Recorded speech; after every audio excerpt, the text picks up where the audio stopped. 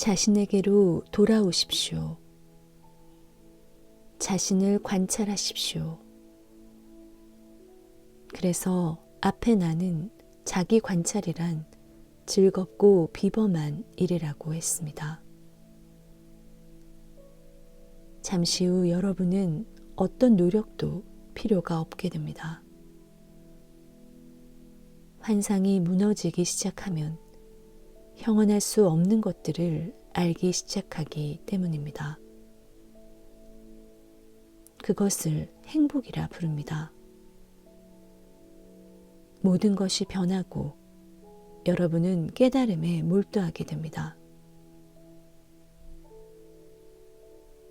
이런 이야기가 있습니다. 어떤 제자가 스승을 찾아가 말합니다. 지혜에 관해 한 말씀 해주실 수 있겠습니까? 저의 삶을 인도할 말씀을 들려주실 수 있겠습니까?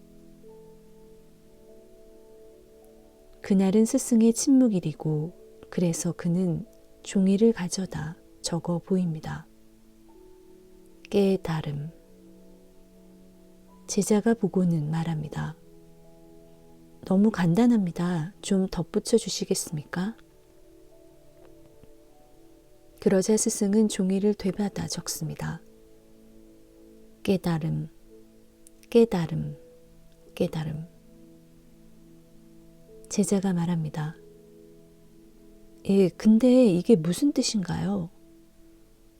스승은 종이를 받아 또 씁니다. 깨달음, 깨달음, 깨달음이란 깨달음을 뜻한다. 그것이 곧 자신을 살피는 것입니다. 아무도 그걸 어떻게 하는지 보여줄 수 없습니다. 그렇게 하면 기법을 전하는 것이 되고 조종하는 것이 될 테니까요. 자신을 살피십시오. 누군가에게 이야기할 때 그걸 깨달았습니까? 아니면 그와 동일화했습니까? 누군가에게 화를 냈을 때 화가 났다는 걸 깨달았습니까? 아니면 단지 그 분노와 동일화했습니까? 나중에 시간이 있을 때 체험을 연구하고 이해하려 해보았습니까? 그것이 어디서 왔는지, 무엇이 그런 결과를 가져왔는지. 나는 깨달음에 이르는 어떤 다른 길도 모릅니다. 사람은 자기가 이해하는 것만 변화시킵니다. 이해하지 못하는 것, 깨닫고 있지 않은 것은 억압합니다. 그땐 변할 수 없습니다. 그것을 이해할 때 그것이 변합니다. 나는 더러 이런 질문을 받습니다. 이 깨달음의 성장은 점진적인 일이냐, 아니면 벼랑간의 일이냐? 순간적으로 깨닫는 행운아들도 있습니다. 문득 깨닫죠.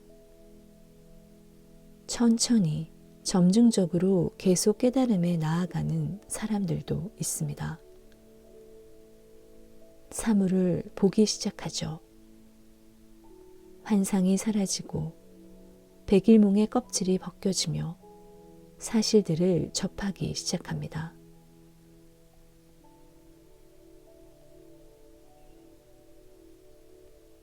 운이 좋아 신들이 자비를 베푼다면 또는 신의 은총을 받았다면 여러분은 나가 누구인지 갑자기 깨닫고 다시는 전과 같지 않게 됩니다. 다시는 어떠한 것도 여러분의 기분을 움직이지 못하고 아무도 다시는 여러분에게 상처를 줄 수 없는 겁니다.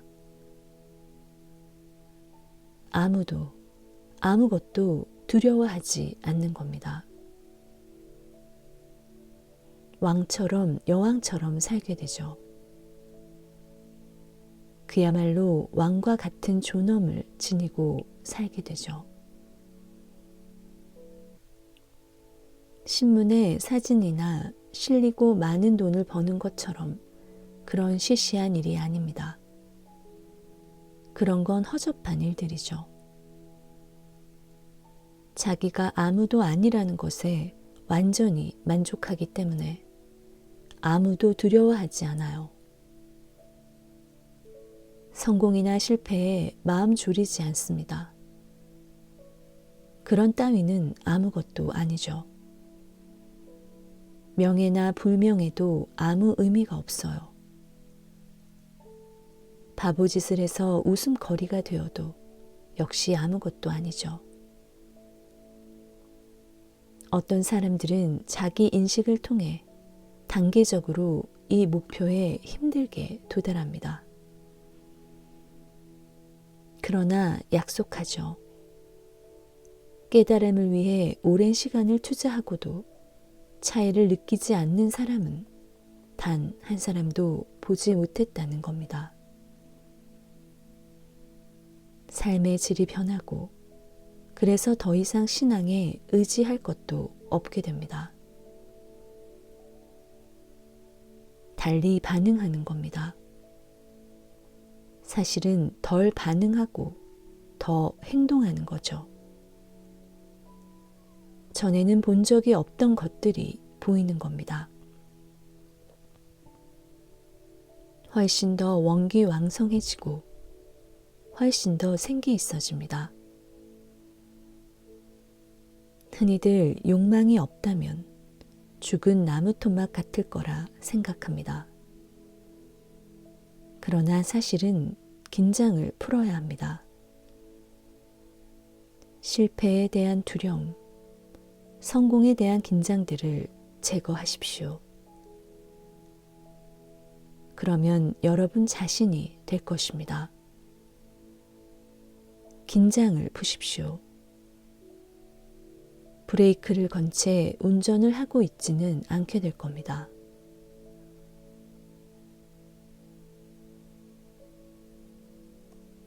내가 외우기에 애를 먹은 위대한 중국인 현자 트랑크스의 절묘한 말씀이 있습니다. 공사가 상을 바라지 않고 활을 쏠 때는 자기 궁수를 다 발휘한다. 동상을 받기 위해 쏠 땐 이미 흥분한다. 금상으로 받기 위해 쏠 땐 눈이 흐려져 목표가 둘로 보이고 제 정신이 아니다. 그의 궁술은 변하지 않았으나 상이 그를 갈라놓는 것이다. 염려하는 것이다. 쏘기보다 이기기를 더 생각하고 이길 필요가 힘을 빼놓는 것이다. 그게 사람들 대부분의 모습이 아닌가요? 아무것도 얻으려 하지 않고 살고 있을 때 모든 실력, 온 힘을 얻은 것이고 긴장이 풀리고 염려하지 않으며 이기든 지든 문제 삼지 않는 겁니다. 사람다운 삶이 여기 있습니다. 이것이 삶입니다. 그것은 깨달음에서만 올 수 있습니다. 그리고 깨달음 속에서 명예란 별것 아님을 이해하게 됩니다. 그건 사회적인 인습 그뿐이죠. 그래서 신비가들과 예언자들은 그런 것에 조금도 마음 쓰지 않았습니다. 명예나 치욕, 그것은 그들에게 아무 의미가 없었죠. 그들은 딴 세상에 깨달은 사람들의 세계에 살고 있었습니다. 성공이나 실패란 아무 의미가 없었습니다.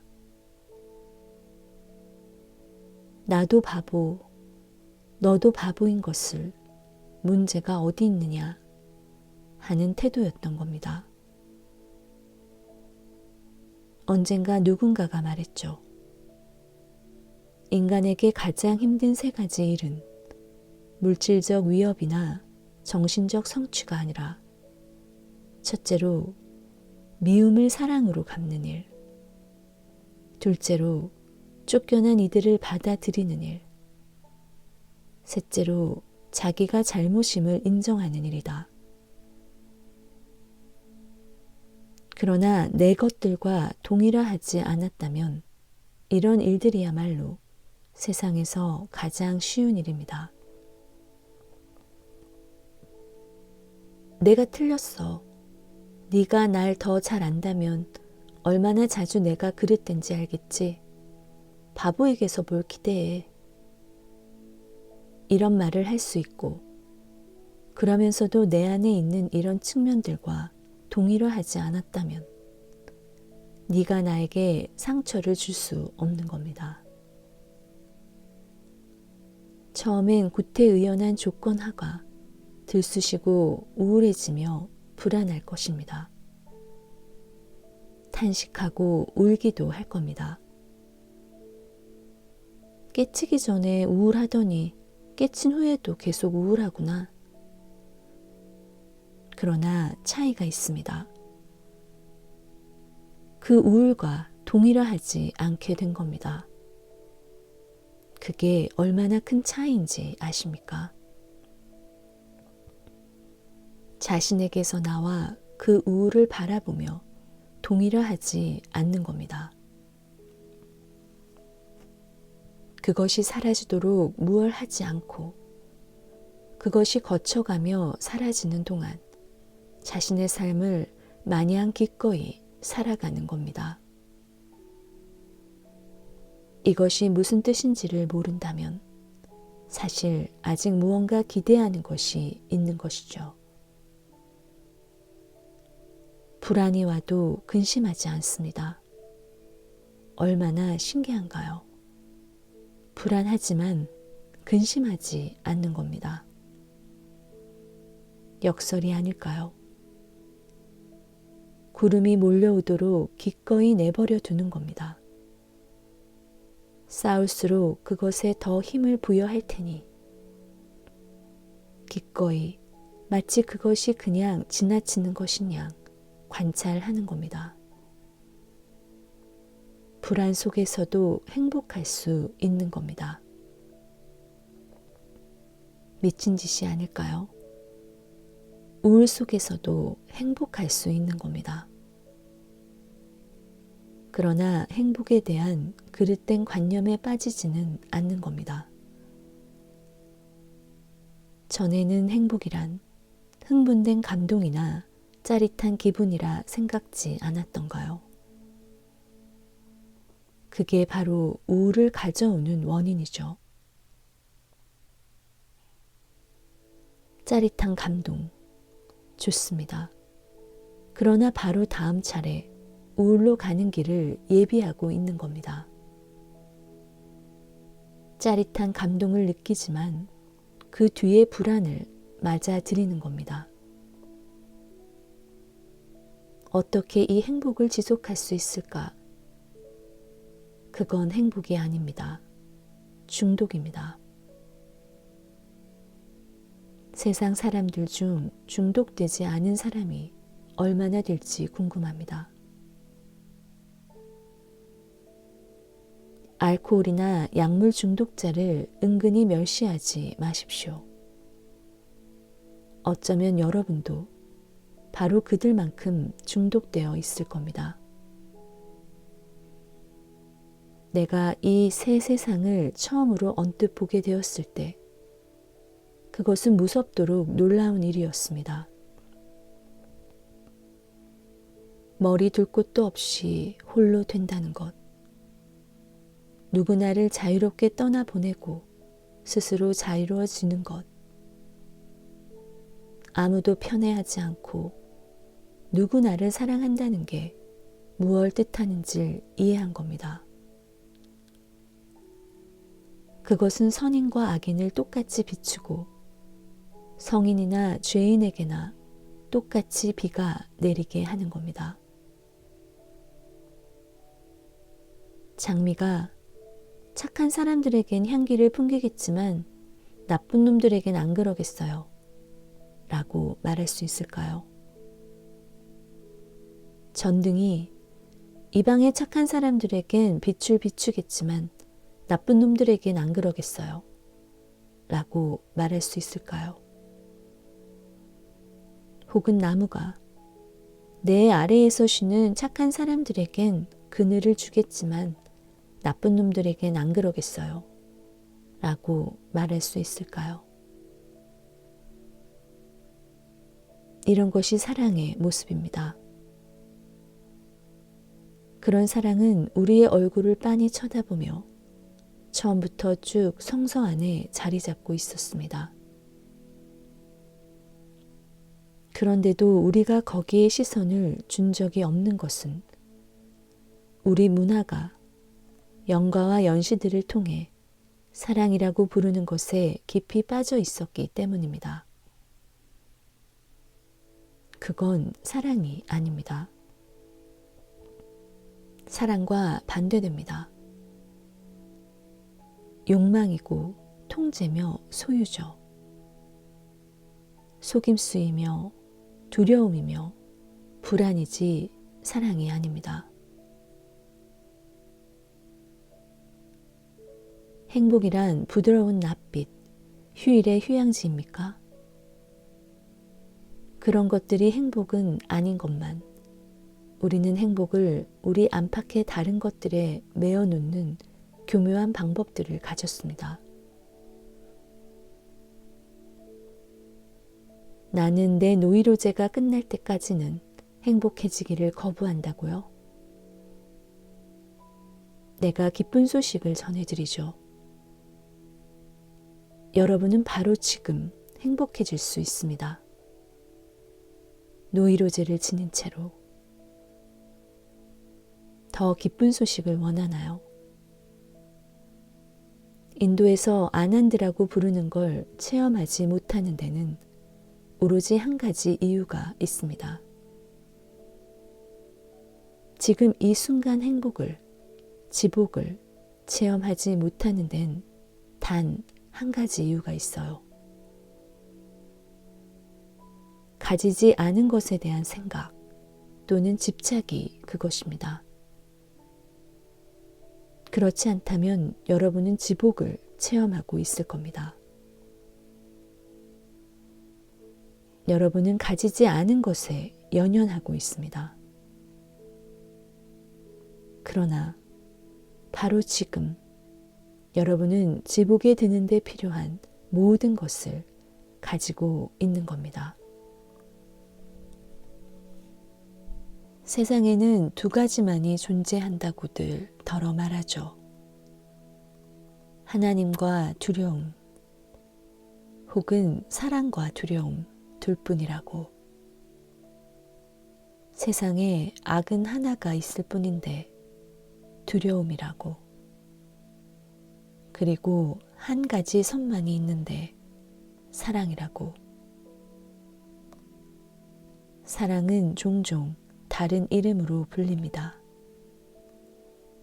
행복, 자유, 평화, 환희, 하나님 등등. 그러나 딱지는 실상 중요하지 않습니다. 그리고 세상엔 결국 두려움이라고 할 수 없는 악이란 하나도 없습니다. 단 하나도. 무지와 두려움, 두려움의 원인이 된 무지, 거기서 모든 악이 나옵니다. 거기서 공격성이 나옵니다. 참으로 비공격적인 사람, 공격을 할 수 없는 사람은 두려움이 없는 사람입니다. 오로지 두려울 때 화를 냅니다. 여러분이 최근에 냈던 화에 대해 생각해 보십시오. 그때로 돌아가 보십시오. 가장 최근에 화를 낸 일을 생각하고 그 뒤의 두려움을 탐색해 보십시오. 잃을까봐 두려운 것이 무엇이었습니까? 무엇을 아낄까봐 두려웠습니까? 거기서 화가 난 겁니다. 화난 사람을 생각해 보십시오. 여러분이 두려워하는 누군가일 수도 있겠죠. 그 사람이 얼마나 두려워하는지 볼 수 있습니까? 정녕 겁을 내고 있는 겁니다. 정말 두렵지 않다면 화내지 않을 겁니다. 결국 사랑과 두려움, 이 두 가지만이 존재합니다.